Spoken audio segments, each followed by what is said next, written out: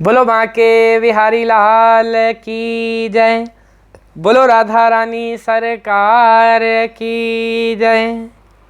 तो आप सभी को निर्जला एकादशी, कुछ लोग हाड़ी एकादशी कहते हैं, कुछ लोग घड़े वाली एकादशी कहते हैं, और कुछ लोग तो इस प्रकार से जानते हैं कि जिसमें शरबत पीने को मिलता है, मीठा पानी पीने को मिलता है, सभी लोग बांटते हैं और बहुत ही उत्सव की तरह इस एकादशी को मनाया जाता है। तो आज उस एकादशी की कथा आप सभी सुने, महात्म्य सुने, जिसे ज्येष्ठ मास के शुक्ला पक्ष की निर्जला एकादशी कहा जाता है। निर्जला एकादशी का महात्म्य हम सभी आज सुनेंगे। तो आओ एक दो बार मिलकर बड़े प्रेम से उस बांके बिहारी का ध्यान करें। मिलकर सभी ने कहना है कि श्री कृष्ण गोविंद हरे मुरारे, हे नाथ नारायण वासुदेवा। श्री कृष्ण गोविंद हरे मुरारे, हे नाथ नारायण वासुदेवा। बोलो बांके बिहारी लाल की जय। बोलो राधा रानी सरकार की जय। तो युधिष्ठिर ने कहा, जनार्दन, अपरा का सारा महात्म्य मैंने सुन लिया। जो पिछली एकादशी थी तो उसका नाम अपरा एकादशी था, आपने सुना ही था। बहुत ही सुंदर वर्णन उस एकादशी कथा में किया गया था। पापों को बताया, पुण्यों को बताया, गौदान का लाभ। तो ये एकादशी बहुत ही बड़ी एकादशी है और बहुत ही समझने वाली इसकी कथा है, बहुत ही सुंदर कथा। बड़े प्रेम से युधिष्ठिर ने कहा कि जनार्दन, अपरा का सारा महात्म्य मैंने सुन लिया। अब ज्येष्ठ के शुक्ला पक्ष में जो एकादशी हो उसका वर्णन कीजिए। भगवान श्री कृष्ण बोले, राजन, इसका वर्णन परम धर्मात्मा सत्यवती नंदन व्यास जी करेंगे क्योंकि ये संपूर्ण शास्त्रों के तत्वज्ञ और वेद वेदांगों के पारंगत विद्वान है। कृष्ण जी ने भी वेद व्यास जी को कहा है कि आप इस कथा को सुनाएं। तब वेद व्यास जी कहने लगे, दोनों ही पक्षों की एकादशियों को भोजन ना करें। दो पक्ष होते हैं, कृष्ण पक्ष और शुक्ला पक्ष। द्वादशी को स्नान आदि से पवित्र हो, भगवान केशव की पूजा करके नित्य कर्म समाप्त होने के पश्चात पहले ब्राह्मणों को भोजन देकर अंत में स्वयं भोजन करें। राजन, जनना सोच और मरना सोच में भी एकादशी को भोजन नहीं करना चाहिए। देखो, सूतक पातक जिसको कहते हैं, तो उसमें भी एकादशी का भोजन नहीं करना चाहिए, एकादशी को प्रयास करना चाहिए। संत तो संतों वाली बात करते हैं, हम लोग थोड़ा सा कहते हैं कि फलाहार कर लेना चाहिए, कुछ लोग व्रत वाला भोजन कर लेते हैं। तो जैसे भी हो सके प्रयास करके एकादशी के व्रत को रखना चाहिए। यह सुनकर भीमसेन बोले, परम बुद्धिमान पितामह, मेरी उत्तम बात सुनिए। राजा युधिष्ठिर, माता कुंती, द्रौपदी, अर्जुन, नकुल और सहदेव ये एकादशी को कभी भोजन नहीं करते तथा मुझसे भी हमेशा यही कहते हैं कि भीमसेन, तुम भी एकादशी को ना खाया करो। किंतु मैं इन लोगों से यही कह दिया करता हूँ कि मुझसे भूख नहीं सही जाएगी। भीमसेन तो फिर भीम है, महाबलशाली भीम। भीमसेन की बात सुनकर व्यास जी ने कहा, यदि तुम्हें स्वर्गलोक की प्राप्ति अभीष्ट है और नरक को दूषित समझते हो तो दोनों पक्षों की एकादशी को भोजन ना करना, भोजन नहीं करना चाहिए जिसको नरकों से बचना हो। तो भीमसेन बोले, महाबुद्धिमान पितामह, मैं आपके सामने सच्ची बात कहता हूँ, एक बार भोजन करके भी मुझसे व्रत नहीं किया जा सकता, फिर उपवास करके तो मैं रह ही कैसे सकता हूँ। मेरे उदर में वृक नामक अग्नि सदा प्रज्वलित रहती है, अतः जब मैं बहुत अधिक खाता हूँ ना, तभी यह शांत होती है। इसलिए महामुने, मैं वर्ष भर में केवल एक ही उपवास कर सकता हूँ, जिससे स्वर्ग की प्राप्ति सुलभ हो तथा जिसके करने से मैं कल्याण का भागी हो सकूं। यदि कोई एक व्रत निश्चय करके बताइए, ऐसा कोई व्रत निश्चय करके बताइए, मैं उसका यथोचित रूप से पालन करूंगा। व्यास जी ने कहा कि भीम, ज्येष्ठ मास में सूर्य वृष राशि पर हो या मिथुन राशि पर शुक्ल पक्ष में जो एकादशी हो उसका यत्नपूर्वक निर्जल व्रत करो। केवल कुल्ला या आचमन के लिए ही मुख में जल डाल सकते हो, उसको छोड़कर और किसी प्रकार का जल विद्वान पुरुष मुख में न डाले, अन्यथा व्रत भंग हो जाता है। मैं सभी एकादशी प्रेमियों से यह बात कहना चाहता हूँ कि प्रयास किया करें कि एकादशी वाले दिन या तो एकादशी वाला भोजन रखें और या फिर भोजन रखें ही ना, हो सके तो। और अगर आप बांटना ही चाहते हैं कुछ, तो उसको एकादशी के अगले दिन, द्वादशी वाले दिन बांटें। हम लोगों से ये बहुत छोटी छोटी भूल हो जाती हैं। हम छोटी छोटी बातों में सुधार लाके हम सनातन धर्म की सभी परंपराओं को पुनर्जीवित कर सकते हैं। जैसे यहाँ पर बताया कि व्रत भंग हो जाता है, तो हम प्रयास तो कर सकते हैं। अगर हम ऐसा चलन अपने अंदर लाएं, केवल अपने अंदर बदलाव लाएं, हो सके तो अपने स्तर पर करें, किसी दूसरे को ज़बरदस्ती या ऐसा करके ना करें, क्योंकि ऐसा करने से विरोधाभास हो सकता है।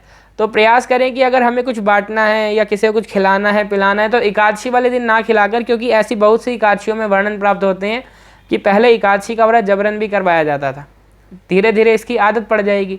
तो हमें प्रयास करना चाहिए एकादशी वाले दिन ना करके द्वादशी वाले दिन वो सारे काम करें जो हम एकादशी वाले दिन कर रहे हैं, क्योंकि यहाँ बताया कि आचमन के लिए जल मुंह में ले सकते हैं, उसके अलावा किसी भी प्रकार से जल मुख में नहीं लेना चाहिए। एकादशी को सूर्योदय से लेकर दूसरे दिन सूर्योदय तक मनुष्य जल का त्याग करे तो यह व्रत पूर्ण होता है। तदंतर द्वादशी को निर्मल प्रभात काल में स्नान करके ब्राह्मणों को विधि पूर्वक जल और स्वर्ण का दान करें। देखो यहाँ भी बताया कि द्वादशी को निर्मल प्रभात काल में स्वर्ण और जल का दान करें। हम लोग एकादशी वाले दिन ही जल दान करते हैं सभी लोग, तो प्रयास कर सकते हैं। बाकी लोक परंपराएं हैं, कुल मर्यादाएं हैं, तो उनके आगे तो हम कुछ कह नहीं सकते, उनका भी विशेष ध्यान रखना है। बड़ों द्वारा जो परंपराएं बनाई गई हैं वो तो सबसे ऊंची हैं, एक बार को ग्रंथों से भी ऊपर कही जा सकती हैं, लेकिन फिर भी अपने बौद्धिक स्तर के अनुसार, अपने ज्ञान के अनुसार हमें सुधार लाने का प्रयास करना चाहिए। तो यहाँ पे बताया कि इस प्रकार सब कार्य पूरा करके जितेंद्रिय पुरुष ब्राह्मणों के साथ भोजन करें। वर्ष भर में जितनी एकादशियाँ होती हैं उन सबका फल निर्जला एकादशी के सेवन से मनुष्य प्राप्त कर लेता है, इसमें तनिक भी संदेह नहीं है। शंख चक्र और गदा धारण करने वाले भगवान केशव ने मुझसे कहा था कि यदि मानव सबको छोड़कर एकमात्र मेरी शरण में आ जाए और एकादशी को निराहार रहे तो वह सब पापों से छूट जाता है। एकादशी व्रत करने वाले पुरुष के पास विशालकाय विकराल आकृति और काले रंग वाले दंडधारी भयंकर पाशधारी भयंकर यमदूत नहीं जाते। अंत काल में पीताम्बरधारी सौम्य स्वभाव वाले, हाथ में सुदर्शन धारण करने वाले और मन के समान वेगशाली विष्णु दूत आकर इस वैष्णव पुरुष को भगवान विष्णु के धाम में ले जाते हैं। अतः निर्जला एकादशी को पूर्ण यत्न करके उपवास करना चाहिए। तुम भी सब पापों की शांति के लिए यत्न के साथ उपवास और श्री हरि का पूजन करो। स्त्री हो या पुरुष, यदि उसने मेरु पर्वत के बराबर भी महान पाप किया हो तो वह एकादशी के प्रभाव से भस्म हो जाता है। जो मनुष्य उस दिन जल के नियम का पालन करता है वह पुण्य का भागी होता है। उसे एक एक पहर में कोटि कोटि स्वर्ण मुद्रा दान करने का फल प्राप्त होता सुना गया है। तो देखो बहुत ही निराली बातें हैं। कोटि कोटि स्वर्ण मुद्रा, कोटि का मतलब 1 करोड़ स्वर्ण मुद्राएं दान करने का पुण्य एक एक पहर के अंदर मिलता है। तो जीव को प्रयास करना चाहिए कि एकादशी वाले दिन निर्जल रहने का पूरा प्रयास करे।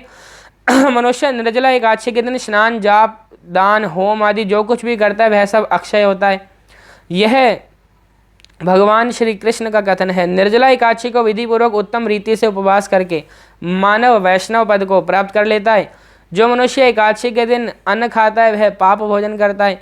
इस लोक में वह चंडाल के समान है और मरने पर दुर्गति को प्राप्त होता है। जो ज्येष्ठ के शुक्ल पक्ष में एकादशी को उपवास करके दान देंगे वे परम पद को प्राप्त होंगे। जिन्होंने एकादशी को उपवास किया है वे ब्रह्मत्यारे, शराबी, चोर तथा गुरुद्रोही होने पर भी सब पातकों से मुक्त हो जाते हैं। कुंती नंदन, निर्जला एकादशी के दिन श्रद्धालु स्त्री पुरुषों के लिए जो विशेष दान और कर्तव्य विहित हैं उसे सुनो। उस दिन जल में शयन करने वाले भगवान विष्णु का पूजन और जलमयी धेनु का दान करना चाहिए अथवा प्रत्यक्ष धेनु या घृतमयी धेनु का दान उचित है। पर्याप्त दक्षिणा और भांति भांति के मिष्ठानों द्वारा यत्नपूर्वक ब्राह्मणों को संतुष्ट करना चाहिए। ऐसा करने से ब्राह्मण अवश्य संतुष्ट होते हैं और उनके संतुष्ट होने पर श्री हरि मोक्ष प्रदान करते हैं। विशेष प्रयास करना चाहिए कि अपने कुल ब्राह्मण हो और कुल ब्राह्मणों को प्रसन्न रखना चाहिए। कुल ब्राह्मण भी कौन, ब्राह्मण कौन होता है? जो 6 काम करने वाला हो। विद्या पढ़नी, विद्या पढ़ानी, यज्ञ करना, दान लेना, दान देना, ये 6 गुण ब्राह्मण में होने चाहिए। तो ऐसे ब्राह्मण हमारे होने चाहिए जो 6 गुणों से संपन्न हो। बताया कि जब ब्राह्मण प्रसन्न हो जाते हैं, संतुष्ट होते हैं, आशीर्वाद देते हैं तो खूब कृपा परमात्मा की होती। बताया कि जिन्होंने शम दम और दान में प्रवृत्त हो श्री हरि की पूजा और रात्रि में जागरण करते हुए इस निर्जला एकादशी का व्रत किया है, उन्होंने अपने साथ ही बीती हुई 100 पीढ़ियों और आने वाली 100 पीढ़ियों को भगवान वासुदेव के परम धाम में पहुंचा दिया है। तो देखो 201 पीढ़ियों का लाभ होता है, एक अपनी 100 पहले की और 100 बाद की, तो 201 हो गई। 201 पीढ़ियां परम आनंदित होती हैं। बताया निर्जला एकादशी के दिन अन्न, वस्त्र, गौ, जल, शैया, सुंदर आसन, कमंडल तथा छाता दान करना चाहिए। जो श्रेष्ठ एवं सुपात्र ब्राह्मण को जूता दान करता है वह सोने के विमान पर बैठकर स्वर्ग लोक में प्रतिष्ठित होता है। जो इस एकादशी की महिमा को भक्तिपूर्वक सुनता तथा जो भक्तिपूर्वक उसका वर्णन करता है तो दोनों स्वर्गलोक में जाते हैं। चतुर्दशी युक्त अमावस्या को सूर्य ग्रहण के समय श्राद्ध करने से मनुष्य जिस फल को प्राप्त करता है वहीं इसके श्रवण से भी प्राप्त होता है। तो बहुत ही इस कथा को सुनने के ही बहुत लाभ है। केवल यही कथा नहीं, बाकी सब कथाएं भी जितनी हैं तो उनके सुनने के अनेकों अनेक लाभ कथा के माध्यम से बताए ही जाते हैं आपको। पहले दंत धावन करके यह नियम लेना चाहिए कि मैं भगवान केशव की प्रसन्नता के लिए एकादशी को निराहार रहकर आचमन के सिवा किसी दूसरे जल का, सभी प्रकार के दूसरे जल का त्याग करूँगा। द्वादशी को देवदेवेश्वर भगवान विष्णु का पूजन करना चाहिए। गंध, पुष्प और सुंदर वस्त्र से विधि पूर्वक पूजन करके जल का घड़ा संकल्प करते हुए निमांकित मंत्र का उच्चारण करना चाहिए। क्या कहना चाहिए भगवान से कि हे भगवान, मंत्र की व्याख्या है कि संसार सागर से तारने वाले देवदेव ऋषिकेश, इस जल के घड़े का दान करने से आप मुझे परम गति की प्राप्ति कराइए। भीमसेन भीम को समझा रहे हैं, ज्येष्ठ मास में शुक्ल पक्ष की जो शुभ एकादशी होती है उसका निर्जल व्रत करना चाहिए तथा उस दिन श्रेष्ठ ब्राह्मणों को शक्कर के साथ जल के घड़े दान करने चाहिए। ऐसा करने से मनुष्य भगवान विष्णु के समीप पहुंचकर आनंद का अनुभव करता है। तत्पश्चात द्वादशी को ब्राह्मण भोजन कराने के बाद स्वयं भोजन करे। जो इस प्रकार पूर्ण रूप से पापनाशनी एकादशी का व्रत करता है वह पापों से मुक्त होकर अनामय पद को प्राप्त होता है। तो जो एकादशी के व्रत करता है, एकादशी पाप नाशनी है, और जो इन पाप नाशनी एकादशी का ध्यान करता है, व्रत करता है, तो बताया कि सब पापों से मुक्त होकर अनामय पद को प्राप्त होता है।